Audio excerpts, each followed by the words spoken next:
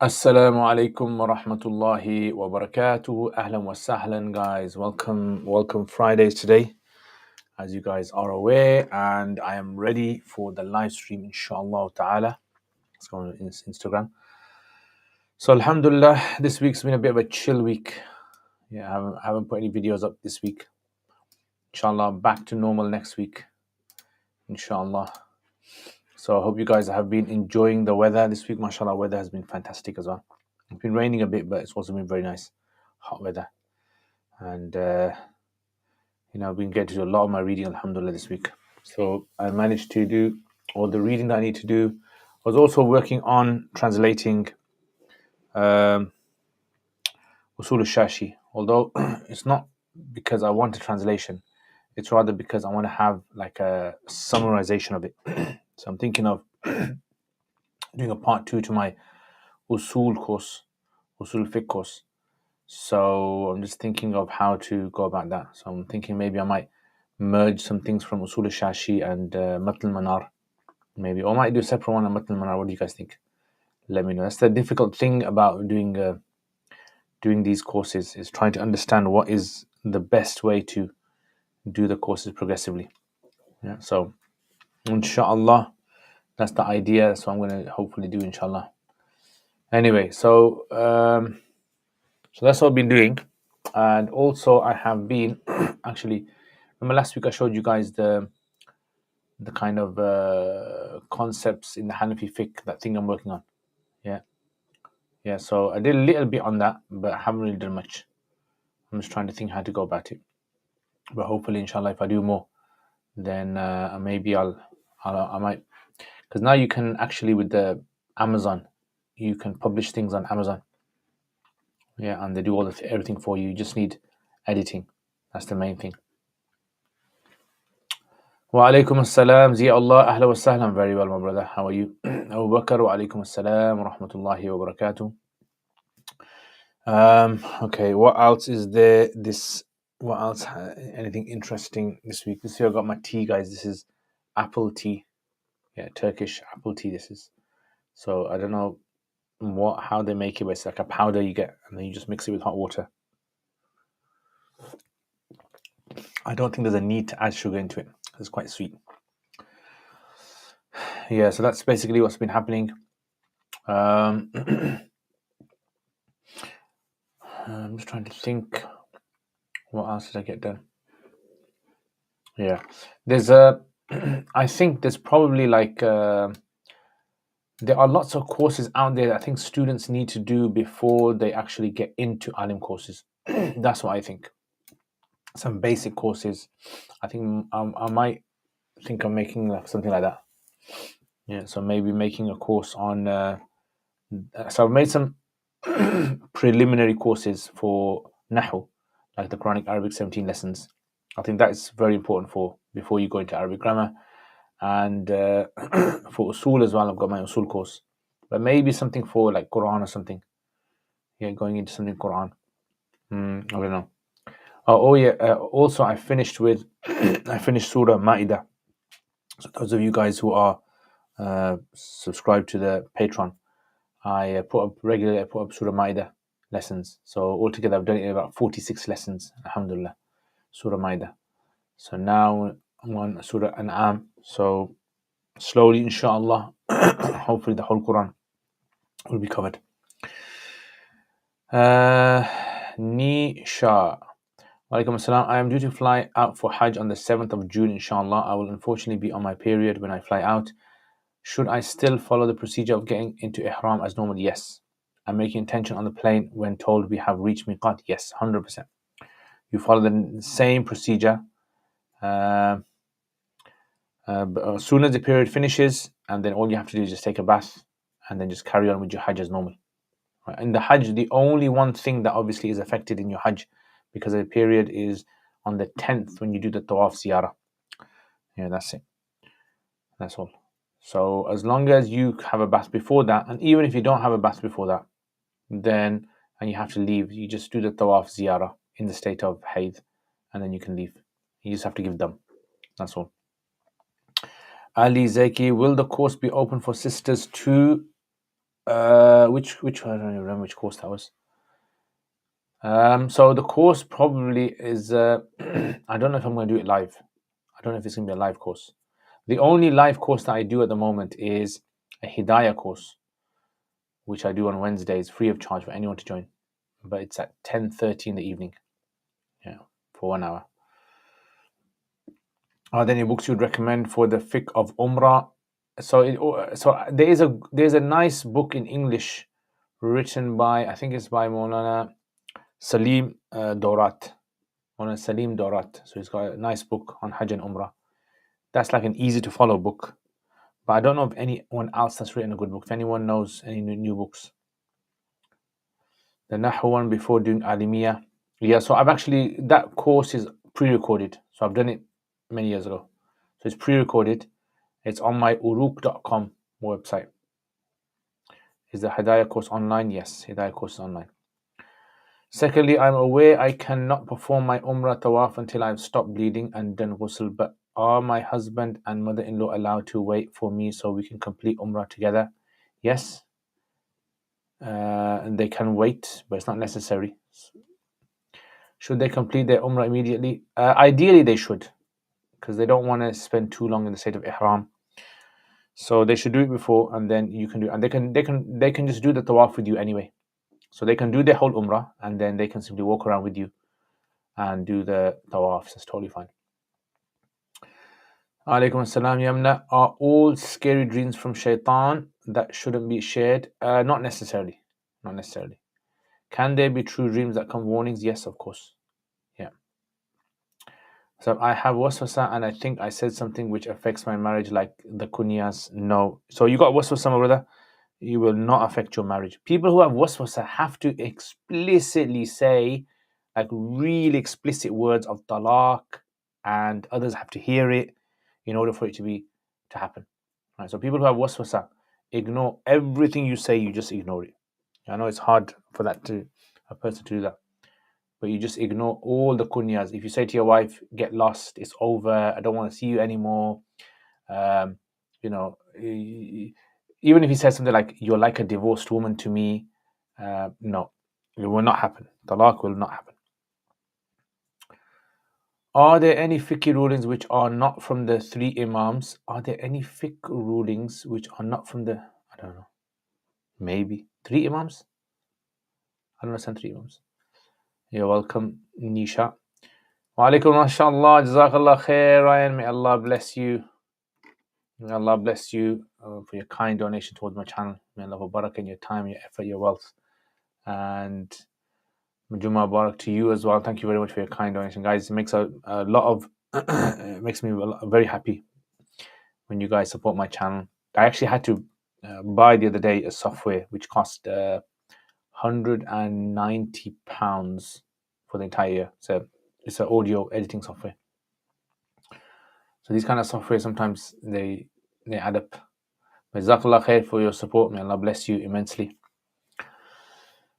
Can a non-Muslim and a Muslim get married with tisab? So generally no, unless the man is a Muslim and the woman is a Christian or Jew, then the Quran permits that. But most of the scholars say this is only in an Islamic country. Abu Hanifa and his students, you mentioned that Hanafi rulings, there are many from them. Are there any?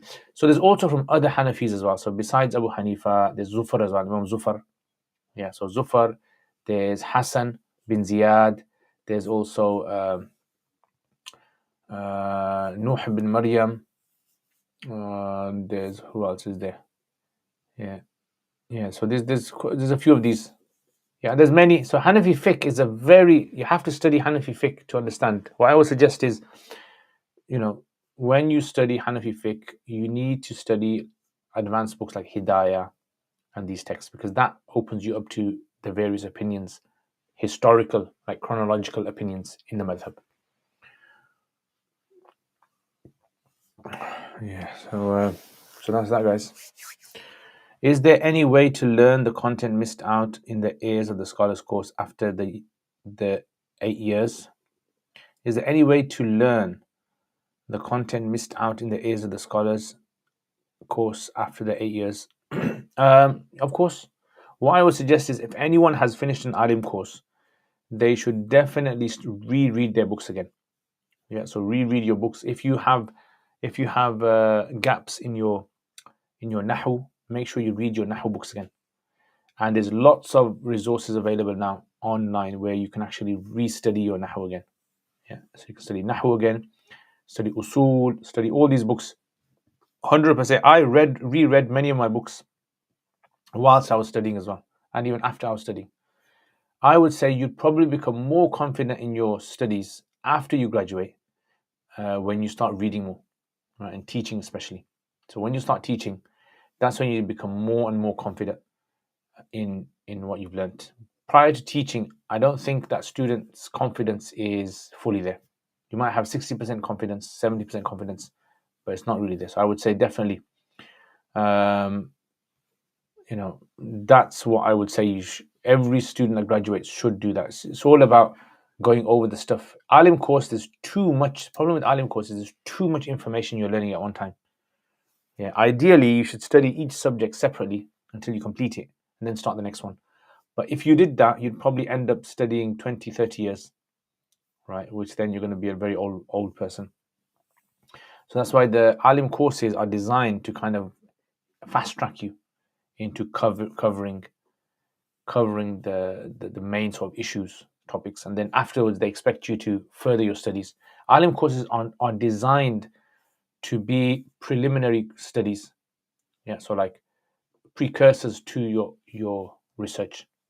So anyone who studies an alim course and does not do research afterwards, their knowledge will be very weak, like really weak. So after you qualify, you must engage in research, teaching, advanced books.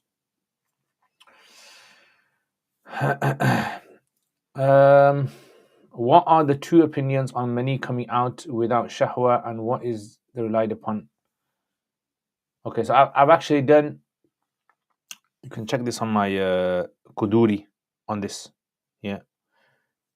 So the opinion of the Imam Abu Hanifa rahimahullah is taken. Abu Hanifa and Imam Muhammad, not Abu Yusuf. How does one deal with? How does one deal with?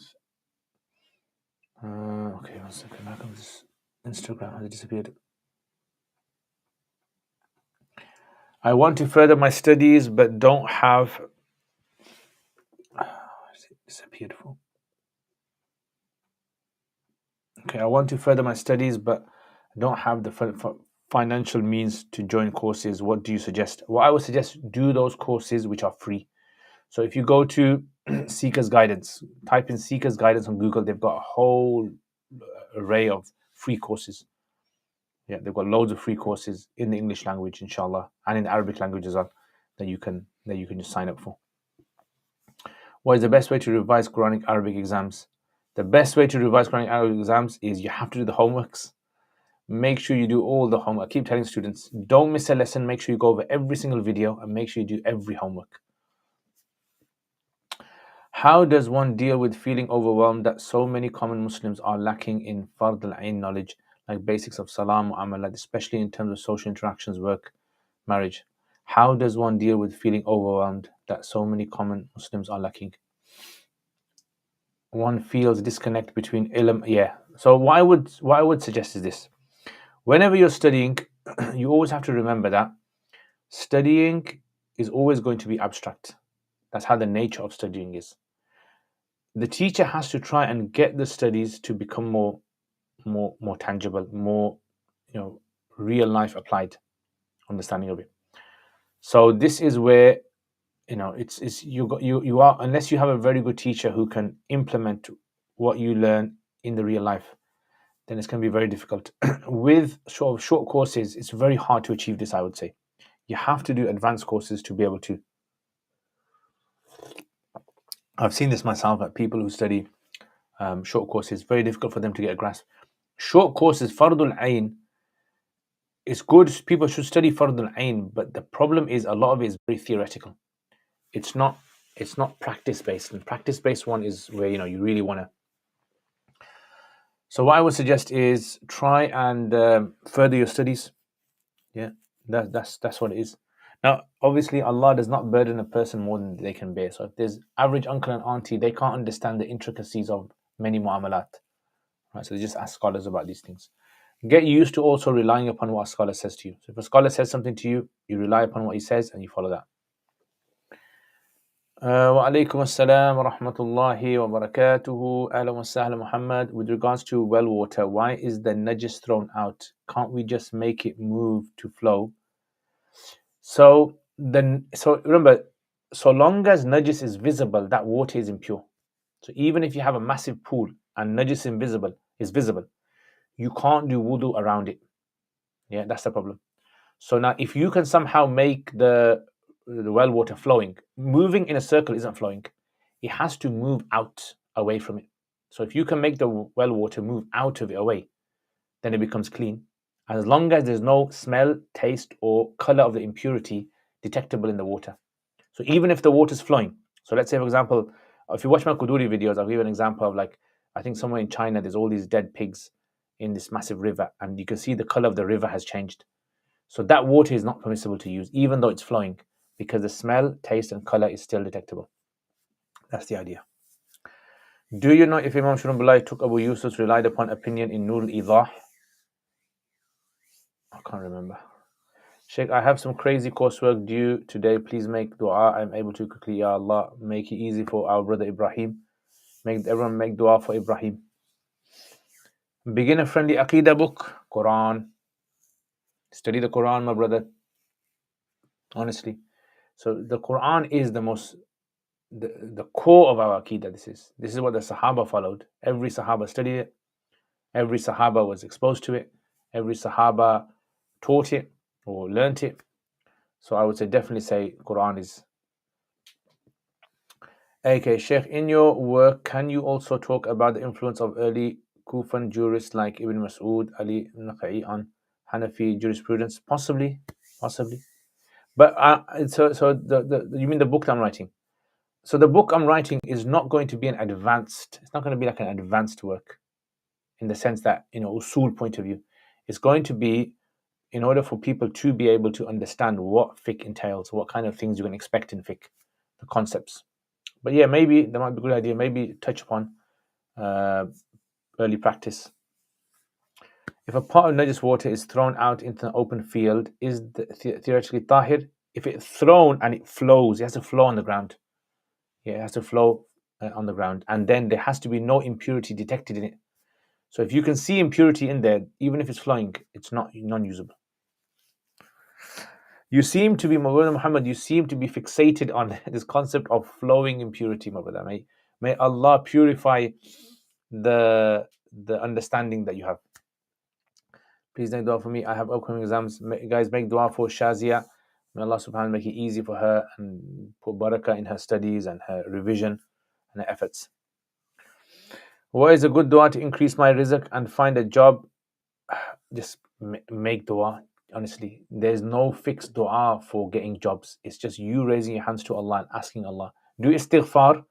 Ask Allah forgiveness for any sins that you're involved in. Any sins that you have done, deeply from the depths of your heart, ask Allah for forgiveness, apologize to Him, feel remorse and regret in your heart, and then ask, in your own words, ask Allah for rizq. Inshallah, Allah will give you. The thing is, see, a lot of people are asking, is there a special dua that can make this happen, that happen, that happen? The whole point of dua is you ask Allah, isn't it? It's not like reading something, magically something will happen.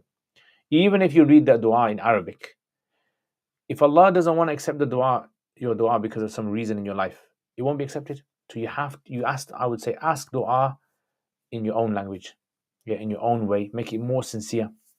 Beg from Allah. Get up at tahajjud, do your wudu, pray 2 rakats of tahajjud, and pray, inshallah. And you'll see Allah subhanahu wa ta'ala will open the doors for you. Yeah, it's very, very important for us to understand that. AK, ahlan wa sahlan. Sheikh, which is best platform to support your work, Patreon or YouTube? I don't have PayPal. Probably Patreon would be. Patreon would be the best. If anyone wants to support my channel, Patreon is the best way. Yeah, and I think through PayPal, you don't need to have PayPal. You can make transfers through.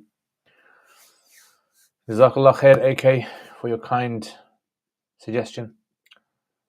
Yeah, so that's basically what I'm going to be writing on, inshallah ta'ala. And I did show you last week, for those of you guys who didn't turn up, I did show you the books that I received.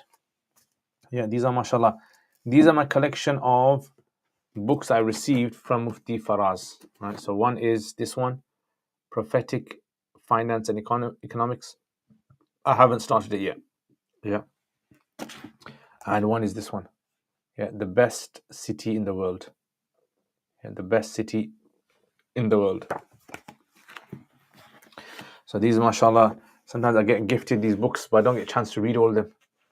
Yeah, so hopefully, inshallah. Usually, what I find is if a person gets a book somewhere down the line, you will benefit from it. Yeah, you will benefit from it. So I bought books maybe 10, 15, 20 years ago. And like only recently have I started opening them and reading them and benefiting from them. So sometimes it's like there's like a time for everything. And you get that kind of moment. Do you guys find that as well with books? Is keeping a fistful beard length sunnah or wajib? I have seen, I believe Radul Muhtar says it's sunnah, but for Sheikh Faraz yeah, if you can show me where in Radul Muhtar it says it's considered to be sunnah.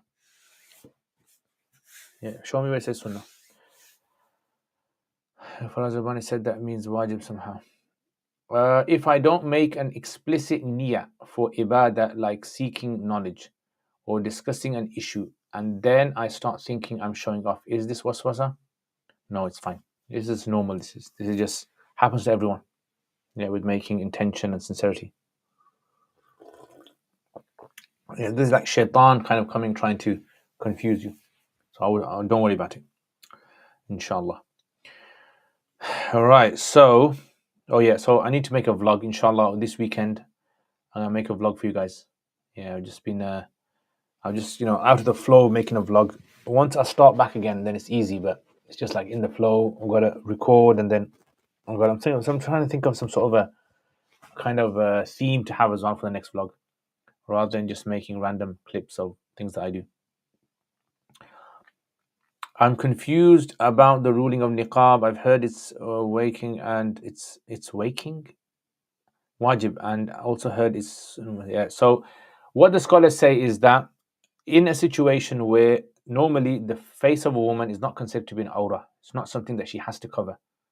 Yeah, but if in society it is something which is causing her problems in society, like for example, people are trying to molest her, harm her, or is causing her to be in the spotlight, in a wrong way, negative way, then the woman should cover her face.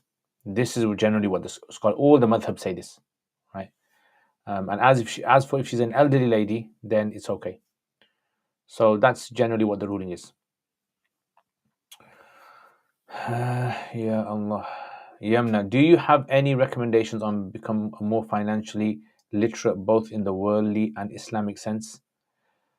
So, financially literate, so I would say is what you need to do. I need to make a course on this actually.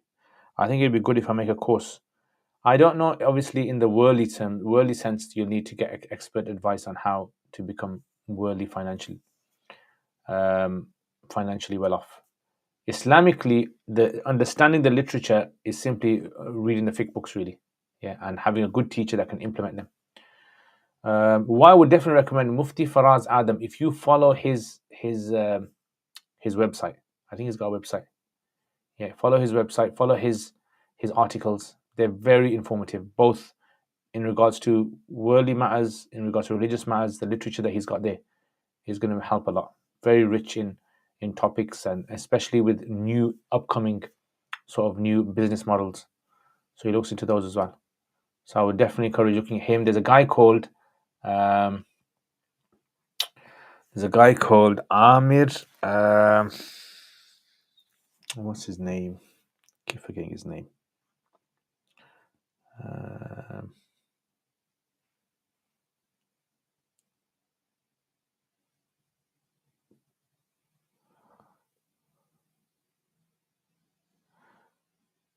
Yeah, how does his name? I can't remember his name. His name is Amir something. He's originally from Bosnia. Give me a second. Islamic.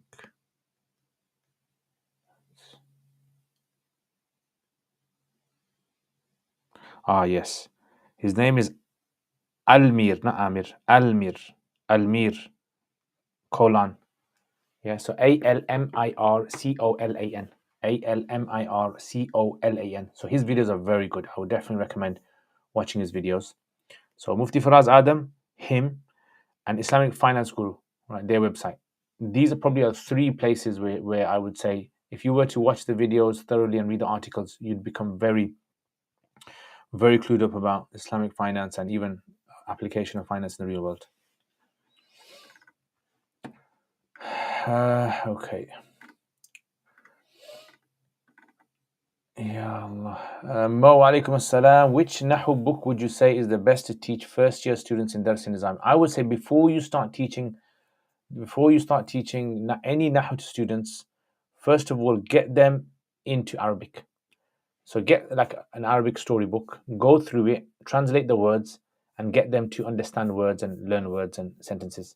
Then after that, get them to learn Nahu. Otherwise, what happens is if you just give them Nahu straight away, they get burnt out very quickly. It's a very quick way of burning people out. Yeah. So I would definitely say, start with that. The Quranic Arabic 17 lessons that I've devised, that is considered to be, I would say, a very good starter point. It gets them into Arabic grammar, and then later on, they start to appreciate grammar itself. When they start the grammar books, they'll appreciate, right? They won't get burnt out. This is a big mistake in madrasas they make, I personally think, is that they start off with grammar and students get burnt out. What do you say, Mo? Sheikh, I heard from Sheikh Tabriz that Hanafis were Sahaba or community centric in the sense that they would prefer the ijtihad of Sahaba and the Tabi'in. Yeah, that's true.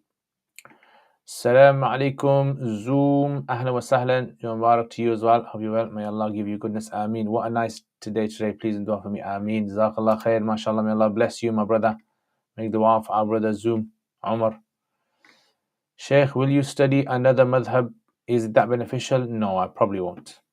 I don't have time. But it's good. If you study it, it will be beneficial to you in the sense that you get a greater understanding of the deen and other ijtihads. Also, quoted earlier, the Hanafi school is quite clear in that it's unlawful to trim the beard shorter than a fist, as mentioned by both Imam al-Haskafi and Ibn Abidin. There is also an opinion in the school that to trim excess hair of fist is necessary wajib, although the preferred opinion, I guess it was Durrul Mukhtar. Okay, got it from Mufti Muhammad's. But the Sheikh Faraz says the scholars explain that Sunnah length here means the length affirmed by the Sunnah, though the ruling of this length is that it is wajib. That's clearly answered. Yeah, possibly. So sometimes when like for Hanafis say things like they might say certain acts in Islam are Sunnah, not to mean Sunnah mu'akkada. They mean as it is established through the Sunnah. That's a very common thing. Yeah, so that's why sometimes it might be wajib, but they'll say this is Sunnah, as in this is established from the Sunnah, as opposed to established from the Quran. In Durrul Mukhtar it says the beard's Sunnah length is a fistful, and as for shortening it when it's less than that, as some North Africans. Yeah, so this is really a statement of Imam Ibn Humam. So he gets it from Imam Ibn Humam. And Ibn Humam in the 800s, he said this, but no one before Ibn Humam has ever mentioned about anything about trimming the beard. We have no mentioning of it before Ibn Humam. Yeah. So if you can find someone before Ibn Humam that has actually mentioned about the trimming of the beard, send it to me. Have a look at it. I haven't found anyone before the 800s in the Hanafi. So if it was such a serious issue in the madhab, then why isn't it that before the 800s, at least someone has mentioned it being wajib or necessary? So we don't find. And Assalamu alaikum assalam. Is it permissible to pray sunnah in the same place as fard? Yes, totally permissible. If one wants to make hijrah due to necessity of parents' desire to live in Dar al-Kufr, how do we respect your parents? I would say respect your parents.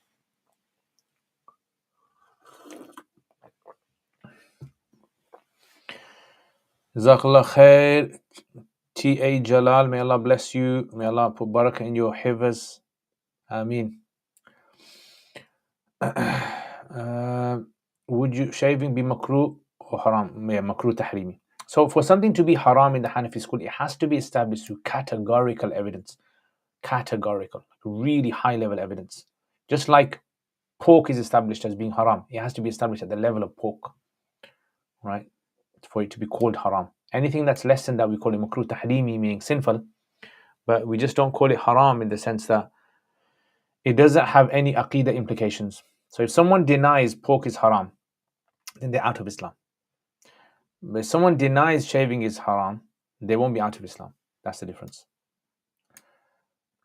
So a member of my family has become a Quranist. I feel like I should reach out, but I don't know how well it will go. Yeah, I think it's best not to, because you might get confused yourself. Yeah, you might get confused yourself. So it depends what you've studied, my brother.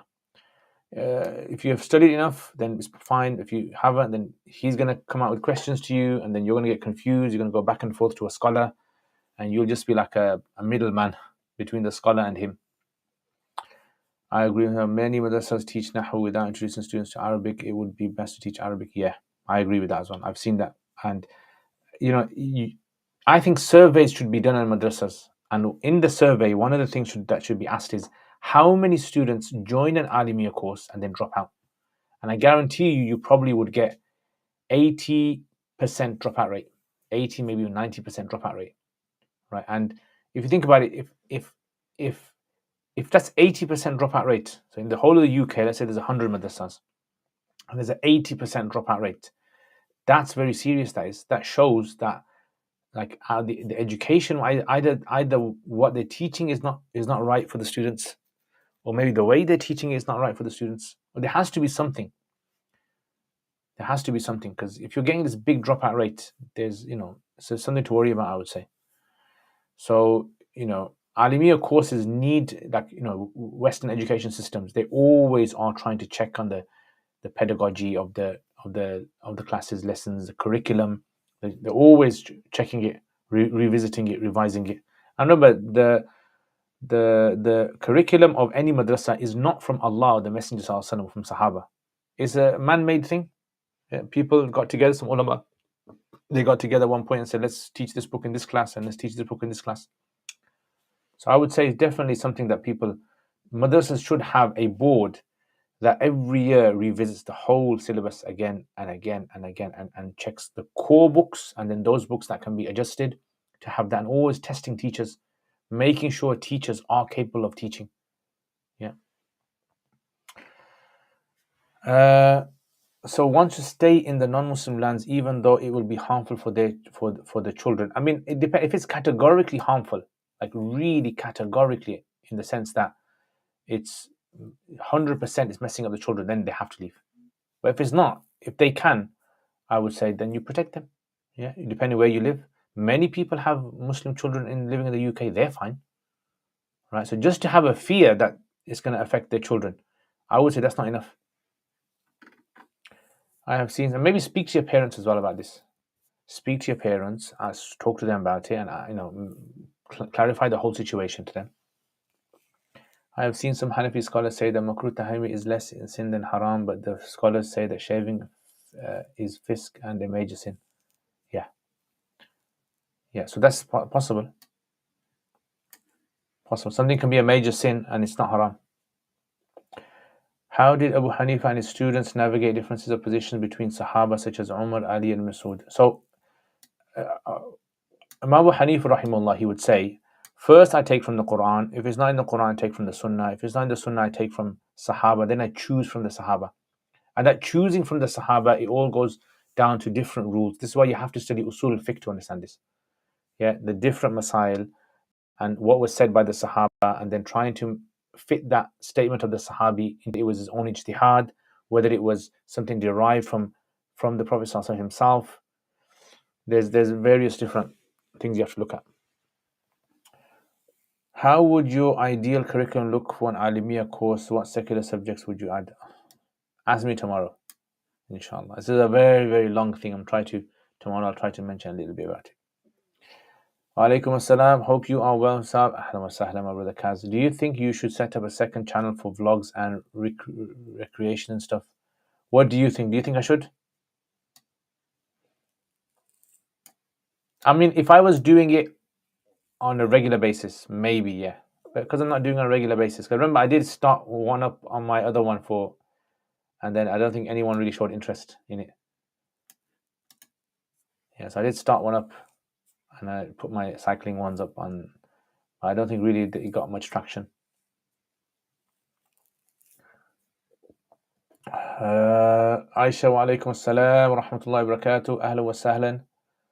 Welcome. I believe that the madrasa should adopt a uni-style thesis or research approach. There should be something like that. Yeah, good idea. Research skills, critical thinking, these are things madrasas don't have. I mean, they have it, but they're not utilizing it fully.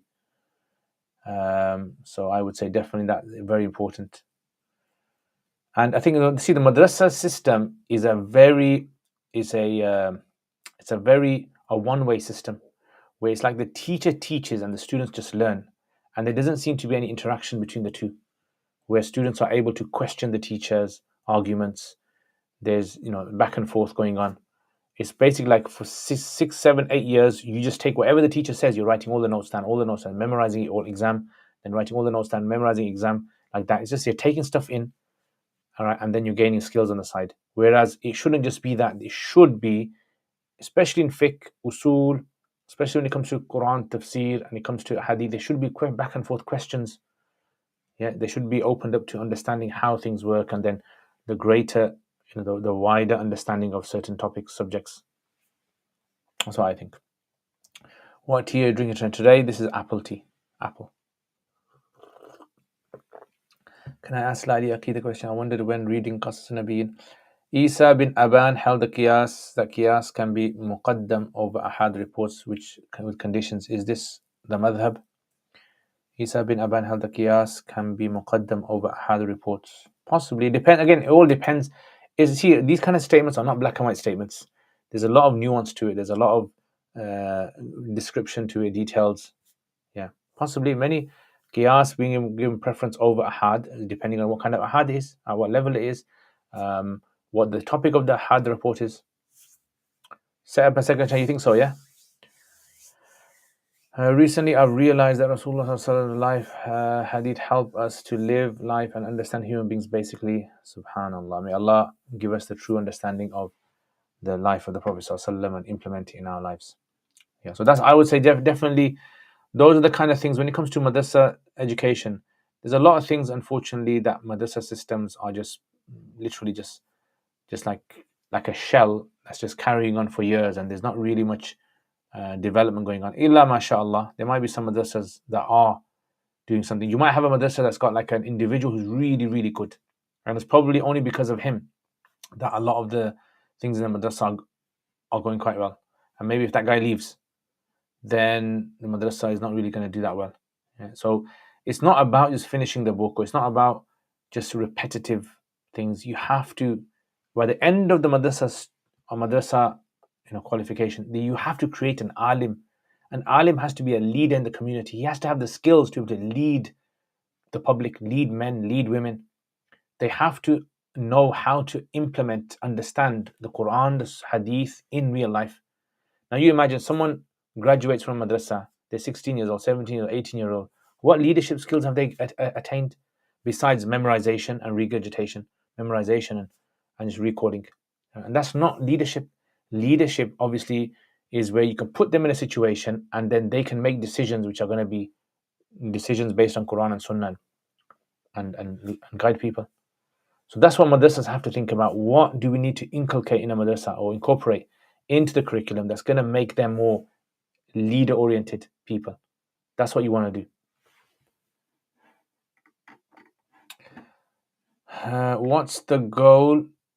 Some goal, dream, project you are chasing currently, dear Ustad? My goal would be probably, I think maybe I want to write some books. Some books I'm working on. I'm trying to complete those. That's probably one of my goals. And also to provide on my YouTube channel the content from beginner to advanced for all the major subjects that a person studying in madrasa would need. Yeah, so from Arabic adab, grammar, sarf, fiqh, hadith, usul, aqidah, Quran, and from beginning all the way to end have a content on there Whether I produce that content myself or whether I have a team of people that contribute towards that. Yeah, that's what I would really like. Inshallah, make dua, guys, that it happens. Do you mean questioning in the sense asking the reason for X ruling or finding counterpoints? Teachers should not feel afraid. I mean, obviously, every teacher has their own mizaj and they have their own sort of traits and characteristics. But teachers should not be afraid of students questioning their arguments, yeah, in a respectful manner. So if a teacher, for example, says, okay, this hadith means this, and the student says, Ustaz, where did you get that from? How do we know that? Yeah, so this kind of things teachers should not be afraid of being asked questions, because that's the whole point of education, is for a student to have questions get answered by the expert. If you're not allowing the student to ask questions or answering their questions in an academic manner, or just saying to them, just be quiet, those are fuzul questions, or shouldn't be asking these kind of things, then the student is not really going to develop themselves. They're going to become stunted. It's like you're creating 20% of an alim, 30% of an alim, and you're stunting their growth and development. That's what you need. Especially when it comes to fiqh, it has to be like that. Yeah, students have to be able to. That's what I try to do in my lessons. In my lessons, I encourage students. On the live stream, I don't really, because there's all sorts of people there. But if it's a closed classroom, I know who's there. I know their abilities. I allow them to ask questions, and then we delve into this. So this is, I think madrasas need this a lot, and they don't get this. I've heard from, I've seen it myself in madrasa. I've heard it from students time and time again, where they feel that they can't ask the teacher questions. The teacher might not know the answer, or the teacher might make them sound silly or something like that, which I don't think is really appropriate for teachers to do that. So it's not related with anything to do with schools of Aqidah. Yeah, go and ask. I think madrasas need to add administrative management skills and how to run state runs, just like the madrasa system. Yeah, definitely. And especially nowadays where you have maktab systems, and there's, students are going to probably be involved in the maktab. All these things have to be taught. There should be part of maybe a madrasa system should be like a lesson or a semester dedicated to running maktabs. The bigger picture, how to create a maktab, maybe like a maktab institute and a board for maktabs. What's your opinion on madaris who let through young ulama into the next year? I think that's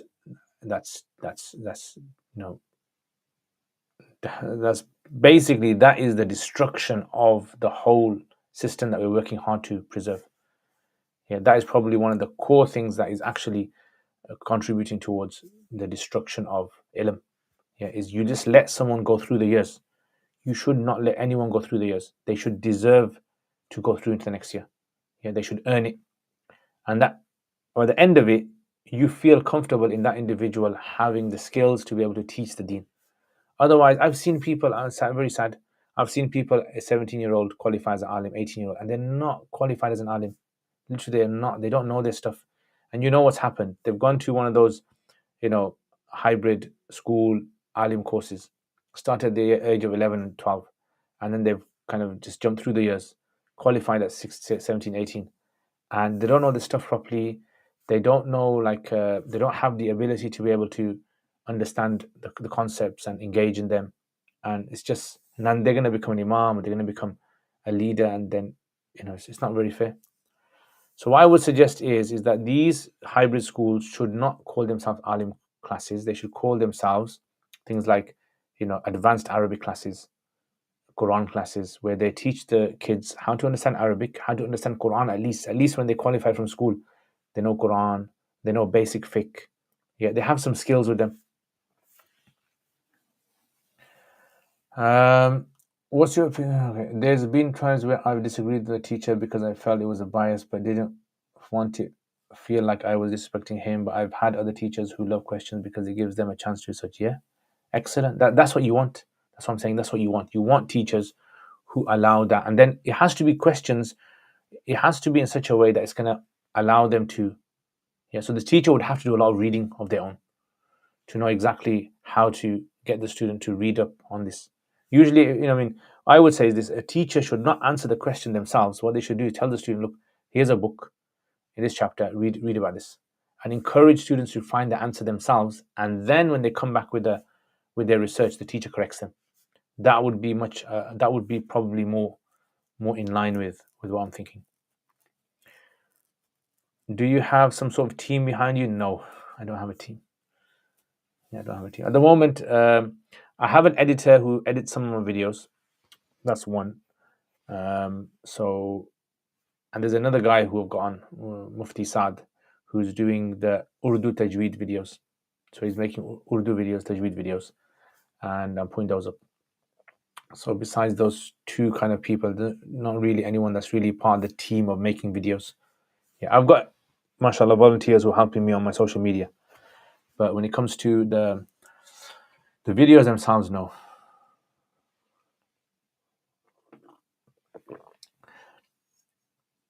In story of Prophet Yusuf alayhi salam, وَكَانَ يُوسُف يُرِيدُ أن يدعوهم إلى الله وقد أراد الله أن يكون ذلك في السجن. But surely if Allah willed something, it would happen. وَكَانَ يُوسُف, but it doesn't. I don't understand. So what is your question? وكان يوسف يريد أن يدعوهم إلى الله وقد أراد الله أن يكون ذلك في السجن. Jam, Jazakallah khair, handsome. Glad I found it and make special dua. Yeah. Make special dua for my channel. Alright guys, I'm gonna finish it there then. Jazakumullah khair. Thank you very much for, inshallah.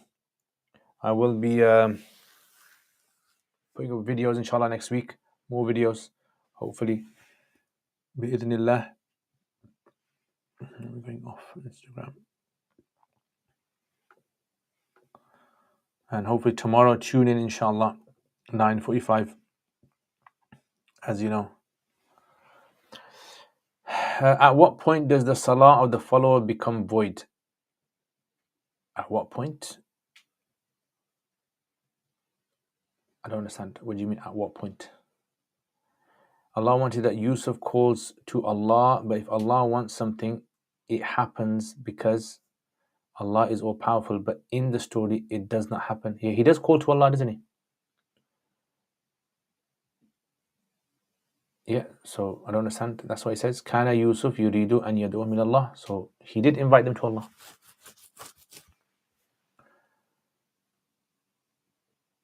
So it's talking about the two guys that were in prison with him, wasn't it?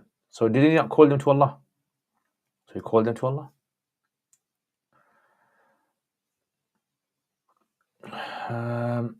Do you have any advice on how to take a young child who's learning Qaida and take him into Arabic? I don't, because I haven't really ever done it myself. What I would say with kids, do not teach them rules. Just teach them basic translation, each word. Try it with them. So slowly start off like with a few lines of Quran, just translate and listen to them again the next day, and then translate another line or two, and then listen to it next day. That way, kids can learn a lot of vocab. If I, for example, I end up behind in terms of actions, sujood and ruku. Okay, now, yes. What's the ruling on repeating certain adhkar of the salah, like the tashahhud, due to doubt if you had recited them? No, it's fine. You should only recite it once, but if you recite it twice, you won't have to say the salah. Also, when should one ignore this doubt? Just if it keeps happening to you, you just ignore it, stop it. Yeah. So if you realize I carry on doing this, if I'm doing it once a day, that's waswasa is. As the imam was in sujood, but he was too fast, so I fell behind. That's fine. It won't break your salat. So as long as you do it behind the imam, after the imam, even if it's quite delayed. Alaikum assalam wa barakatuh. Do you have a beginner to advanced curriculum for Arabic? I don't have a fixed one, but on my uruq.com, I first of all tell people to do Quranic Arabic 17 lessons. Then they move on to Surah Yasin course, so application of that Surah Yasin. And then I get them to do, if they're good enough, then they can go on to Ajurumiyah. If they can't do Ajurumiyah, then do Surah Mulk course, and then do Ajurumiyah, and then do Arabic grammar course. So that's how you slowly build them up. And the main thing is they have to, on the side, do a lot of Arabic story reading. So when you're teaching anyone Arabic, make sure that the person is spending their time in Arabic story reading. That's very important.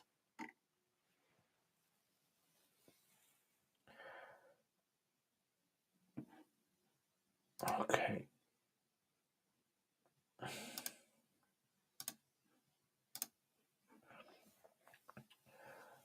Okay. I think word for word Quran translation is best for learning vocabulary with basic grammar practice. All you have to do is read and start seeing rules being applied. Also, sometimes I lose breath on my lips and I say something that has no meaning, and then I repeat. No, it won't affect your prayer. Yeah, I think you suffer from waswasa. I can tell. Yeah, because they say that even kalam. Yeah, see, you suffer from waswasa. You keep thinking about these, so you definitely got waswasa. It's a very common thing. There's a lot of people that have waswasa. There's a lot of people that do have it. It's just that you have to overcome it. That's the thing. Overcoming waswasa, it's like a habit. You get in this habit, you can't stop. So you have to try and overcome that habit. Train yourself. Anyway, guys, take care. I will see you guys tomorrow. Hit the like button, guys. Share my videos, and I will